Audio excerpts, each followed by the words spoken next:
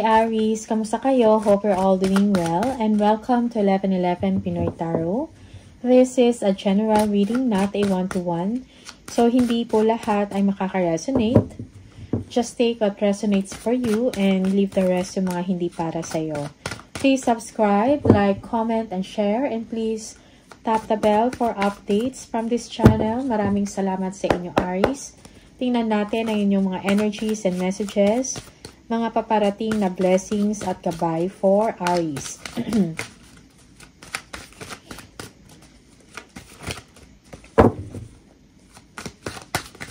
Aries, okay. King of Wands. You are on your own element, no? You are a leader, no? A team leader, a manager, okay? Meron kang mga ambisyon, not only for yourself, but for your team. Or para din sa family mo for some of you. Okay? Yeah. For some of you, you are a decision maker. Para maraming tao na umaasa ng inyong leadership or umaasa sa inyong mga plans. Okay? You are someone, no, that is very confident, no? Marami kayong mga creative ideas na naisip. Kailan mo lang maging confident in sa sarili. Okay? For some of you, you are not aware that you are someone na you have bright ideas, no? Like when you do your work, talagang high performance, no? For some of you. Okay? For some of you, you are thinking about money. You are conserving your money or your resources. Okay? Most especially if you have plans to travel, kung meron kami yung mga pinaplano na bilhin or biyahe, something like that. You are thinking about money. Okay? It's like yung iba sa inyo, you don't want to spend money. Or when it comes to attention, there is someone here. Maybe you are dealing with a fire sign. Merong hindi nagkikibuan. Okay? Yeah. Parang magkaiba ng direksyon, no? Maybe merong involved dito, someone else. Okay?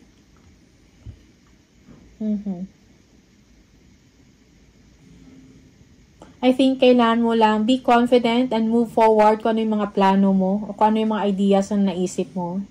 Okay? But there is someone here na parang iba din yung direction niya. Okay? Or hindi ka binibigyan ng oras, hindi ka binibigyan ng pansin.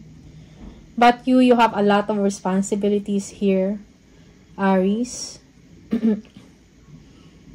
Yung iba sa inyo, you're not getting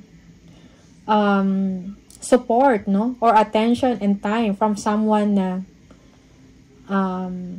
mas nakakaalam or from someone na maybe this is a boss, okay? Or may mataas na ranggo or posisyon sa isang trabaho. Okay?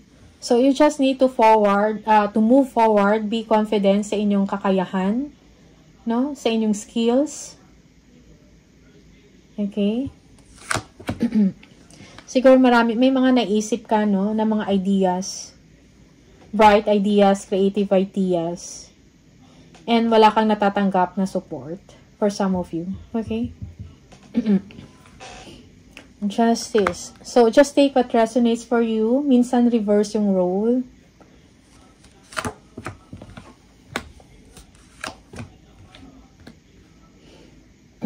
In your mind, parang magulo, no? Yung situation or hindi mo naintindihan yung isang sitwasyon. Okay? Parang feeling mo hindi fair yung nangyayari, but you need to move forward because kasi merong success dito na para sa inyo. Pagdating sa work, parang magaling ka pa din sa ginagawa mo. Okay? You are victorious. People, yung mga tao nagse-celebrate, no? Dahil sa success mo. But also, there are some na parang plastic siguro to or alam mo yun, yung nakikiselebrate pero hindi ganun ka-sincere or honest, no? yung pagbati sa'yo, something, or pagtanggap sa'yo.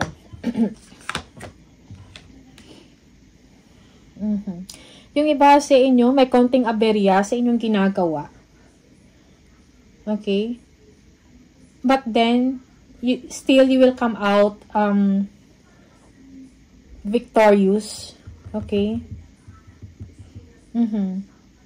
Yun nga, parang may aberya, no?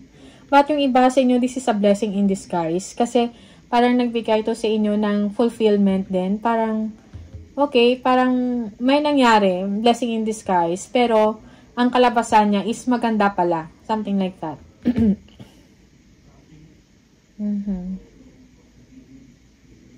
Like, merong changes, no? Sudden change, no, in the situation. Pero, yeah, most especially, maybe pagdating sa trabaho to.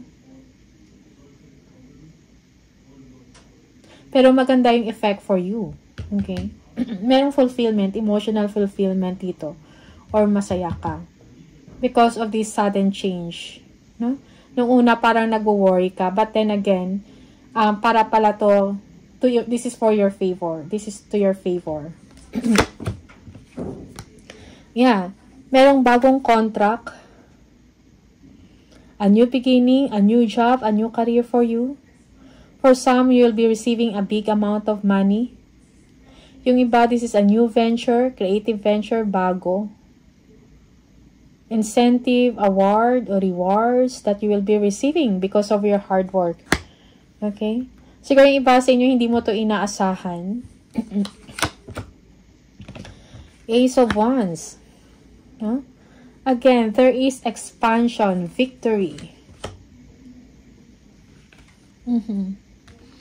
Parang yung iba sa inyo, you will be inspired and excited about life. This is a fresh start for some of you. Kung dati parang bound ka sa pag-worry, no? Or sa mga daming concerns, but now you are free from it, no?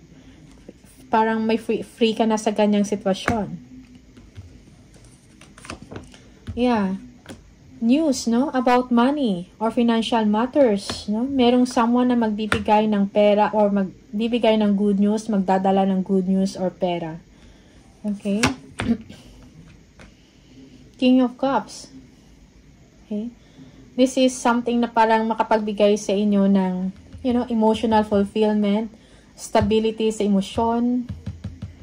Okay? Yeah. Balance. For some of you, this is you. For some of you, Aries, you are making a decision about giving support or money to someone, maybe a father figure. Okay? You are juggling or managing your money well. Siguro left and right yung pasok ng pera, and you want to give someone, maybe to your maybe you want to give your father money, something, a gift. Okay? Kung hindi man father, but a father figure.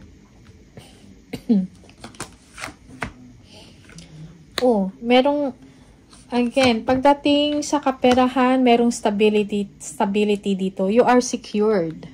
Okay? Merong gatherings dito, gatherings and celebrate kung anong good news na natanggap mo. Yeah. Merong reward.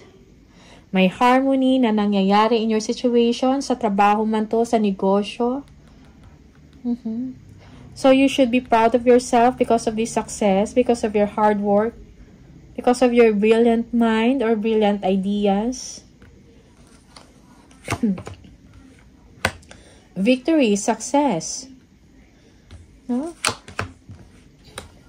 Parang challenging siya nung una, pero na-overcome mo. For some of you, merong recognition, no? Or you will be recognized because of your hard work. There will be success, no? You are manifesting success. Okay? Yeah. parang nagtithink ka, no? Siguro yung iba sa inyo, hindi mo to in-expect. Nagtithink ka na parang no one is supporting you or hindi mo to matatanggap yung reward na to. Something like that, no? Yung itong recognition. Okay, you are thinking that way. But actually, hindi. Merong someone din talaga na tutulong sa inyo. Okay? Merong success. Merong someone. Most especially if you have a business, no?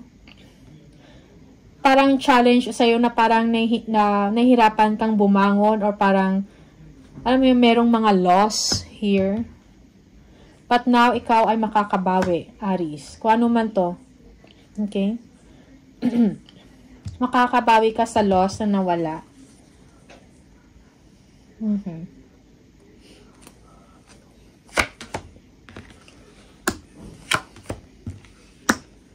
The Hangman. So, nag-iisip ka, no? Or for some of you are just waiting for an announcement, for a breakthrough. May tinitingnan ka kung paano mo pa ma-improve ang inyong trabaho, ang inyong negosyo, ang inyong pera, no? Paano mag-increase, no? You're thinking what else you can do, no? Para, siguro, you're thinking about new ways and ideas.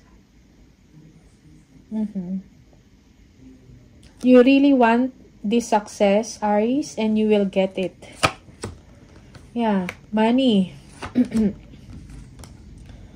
So, kailan peace of mind? You will be getting this peace of mind, Aries. Kung dati parang non-stop ka, nag-aalala ka na parang walang magandang nangyayari, no? Sa inyong sitwasyon, merong mga loss, no? Sa business mo or sa work mo, or may perang malaki na feeling mo mawawala. But then again, it's a blessing in disguise. Merong paparating. Pag may nawala, meron ding darating, no? Na bago. At mas malaki pa. Okay? For some of you, you're thinking about, yung challenge mo dito is about bad investment, no? Kung meron kang negosyo. Pero makakabawi ka. Yeah. Kung merong mga issues, yeah. May mga issues about sa work, no? Na iniisip mo, or issues about sa negosyo. Okay? But magkakaroon ka ng clarity, no? Of the situation, makapag-isip ka ng mas klaro, no? Kung ano pa yung mga next mo na gagawin. When it comes sa money, may tulong na darating sa inyo, magsusuporta. Maybe you are waiting for this, you are dreaming about this success and stability, no?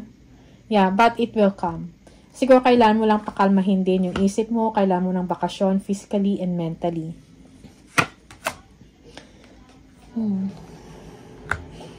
So, ma-overcome mo, kung ano man itong mga challenges na kinakaharap ninyo ngayon, Aries, you will be able to overcome it, no? Huwag lang mag-overthink, no? Because sometimes, maybe, you are thinking a lot. You are thinking a lot, most especially, you are thinking the worst for some of you. You need to release yourself, no, from this negativity or toxicity. Maybe there is a toxic behavior, no, from your side also. So, you need to detach yourself from that para makapag-isip ka ng klaro. May mga desisyon ka na kailangan gawin. May mga challenges ka na kailangan i-overcome. And that's why siguro na-obsess ka na how to improve or nag-obsess ka about success, no? Sa trabaho mo or sa negosyo mo. But in the end, your business will go well. Okay? Kailangan mo, deserve mo yung pahinga, no? Parang kung ano man yung mga concern mo, most especially sa pera, mawawala. Okay? Because you are not giving up. Knight of Swords. For some of you, merong arguments or hindi mo to inaasahan. Hindi naman arguments or fighting, no? Siguro slight lang or yung parang hindi mo inaasahan, maybe from a mother figure. Rushing towards you. Okay? May gustong sabihin. Kailangan ng clarity.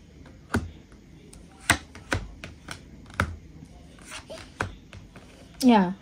Yung iba sa inyo, merong hindi pagkakaintindihan in the family. No? Yeah. Arguments, fighting, conflict, no? So, choose your battles wisely. For some of you, you need to move forward or it's time to make a change or it's time to move to a new direction. Or kailangan mo din i-analyze yung kung anong nangyayari sa inyo, anong problema. Is something wrong with you? Okay? Sometimes kailangan mo din tanungin yun, no? I-analyze mo yung situation, yung sarili mo and the other person. Kasi parang merong wake-up call dito when it comes to a family situation. Okay?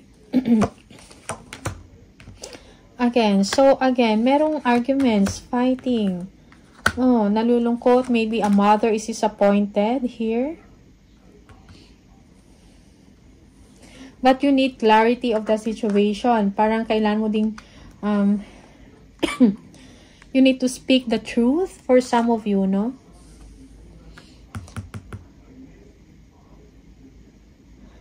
No? Mayroong problema, pero kailangan mo mag-change at magkaroon ng clear, no? Na thinking and vision at the same time. Okay? Yeah, for some of you, you are avoiding kung ano man tong arguments or fighting, conflict, parang you are avoiding to confront this. Okay?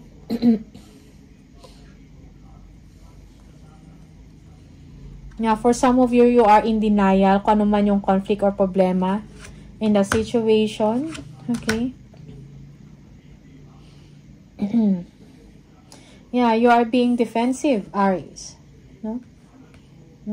It's like for some of you, parang hindi to yung priority mo. Okay? Yeah. Parang ano mo sabihin? So, the situation here, kailangan ng solusyon, no? Para magkaroon ng stability in the relationship, kung relationship man to in the family, okay, or with your person, or sa trabaho, no? But then, merong disappointment because parang you are not confronting it, you are avoiding, no? To settle or to confront, to discuss, something like that. Kasi parang defensive ka din. Okay? You are gaining strength. You're learning how to say no. Okay? Maybe a family member is asking for your help. No? Okay? So, just take what resonates for you, Aries, no? And leave the rest yung mga hindi para sa'yo. Sometimes, reverse yung role. Knight of Wands, yes. Nakikilala ka dahil sa galing mo sa trabaho, high performance, some adventure awaits, no? Meron ka mga pupuntahan, merong biyahe that excited ka. Okay, so temperance, no? So, for some of you, you need to temper your emotion, i-controlin mo ang iyong emosyon. Lumabas yung Three of Swords, disappointment. Okay. Yeah, you need to move on and let go yung mga unnecessary or nagpapahirap sa'yo. Okay? But it seems na kailangan mo magdesisyon din talaga or harapin to ang isang issues or problema, no? So, you will be able to heal. Okay? Kailangan mo bigyan ng panahon, no? Kung ano man yan. Merong someone dito na kailangan ng inyong understanding, ay inyong tulong, most especially to, kung may problema sa money. Okay, yeah. Merong silent treatment din dito. Hindi pag-uusap. Aries.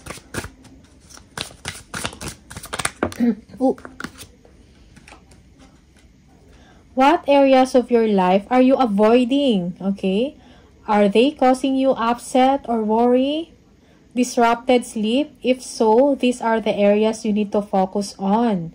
As much as you don't want to, it is necessary. Yes. Parang confirmation to kanina, no, sa mga cards mo, yung mga nabanggit ko. Tackle your demons head on. Don't allow them to rule you for a second longer. Okay?